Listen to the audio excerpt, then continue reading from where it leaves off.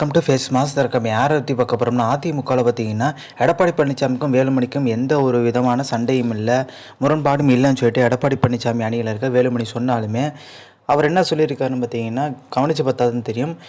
இந்த ஒற்றை தலைமை எதுக்கு கொண்டு வந்திருக்காங்கன்னா எடப்பாடி பழனிசாமி தனித்து முடிவெடுக்க முடியல, இப்போ ஓபிஎஸ்டையும் கேட்கறதுக்குள்ள அந்த பிரச்சனை விஸ்வரூபம் எடுத்ததுன்றது இந்த ஒரு விஷயத்துக்காக தான் அந்த ஒற்றை தலைமை கொண்டு வந்திருக்காரு. இதுக்கு ஒரு விளக்கம் பார்த்தீங்கன்னா வேலுமணி தரப்பு கொடுத்துருக்காங்க. பேட்டியிலே கொடுத்துருக்காரு.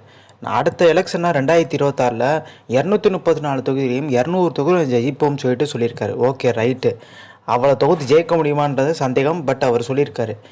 இன்னொரு விஷயம் என்ன சொல்லியிருக்காருன்னா ஒற்றை தலைமைன்றது எடப்பாடி பழனிசாமி மட்டும் தனித்து முடிவு எடுக்கிறது. ஆனால் வேலுமணி என்ன சொல்லியிருக்காருன்னா எடப்பாடி விட்டு முடிவு எடுக்க மாட்டாருங்க, என்கிட்ட ஆலோசனை பண்ணிட்டு தான் எந்த முடிவுனாலும் எடுப்பார்ன்ற மாதிரி பேசியிருக்காரு. இதுதான் பார்த்தீங்கன்னா எடப்பாடி பழனிசாமியை பங்கமாக்கி விட்டுருக்காரு. உட்கட்சி பிரச்சனை மிகப்பெரிய லெவலில் பார்த்தீங்கன்னா ஊஞ்சல் ஆடுதுன்னு தெரியுது நல்லாவே.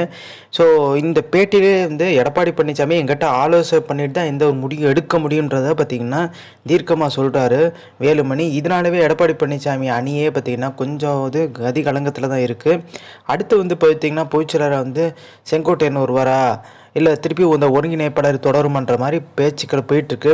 ஸோ இத்தேர்தல் முடிவுக்கு அப்புறம் தான் ஓபிஎஸ் பார்த்திங்கன்னா கட்சிக்குள்ளே வர்றதுக்கான வாய்ப்பு இருக்கான்னு கேட்டிங்கன்னா எம்பி ஆகிட்டாருன்னா கண்டிப்பாக உள்ளே வந்துடுவார். ராமநாதபுரத்தில் ஜெயிச்சிட்டாருன்னா எடப்பாடி பழனிசாமி அணியில் இருக்க நிறைய பேர் கொஞ்சம் அதிருப்தியில் இருக்கிறத வெளிப்படுத்த ஆரம்பித்தாங்க. செல்லூர் ராஜு, ராஜேந்திர பாலாஜியெல்லாம் பார்த்திங்கன்னா ஒரு தொண்டர்கிட்ட சுட்டார். அண்ணன் ஓபிஎஸ் பார்த்திங்கன்னா திருப்பி கட்சிக்குள்ளே வந்தால் 2026 கொஞ்சம் ஓரளவுக்கு ஜெயிக்கலான்ற வாய்ப்பு இருக்குது, எல்லாருமே ஓரணியில் இணையணுன்ற மாதிரி பார்த்திங்கன்னா அந்த பேச்சுக்களும் பார்த்திங்கன்னா அவரோட மனசில் இருக்க பேசியிருக்காரு. இதுவுமே பார்த்திங்கன்னா கொஞ்சம் கொஞ்சமாக பரவிட்டு இருக்கு அதிமுகவில். ஸோ இந்த இன்ஃபர்மேஷன் பிடிச்சா like share subscribe. Thanks for வாட்சிங் திஸ் வீடியோ.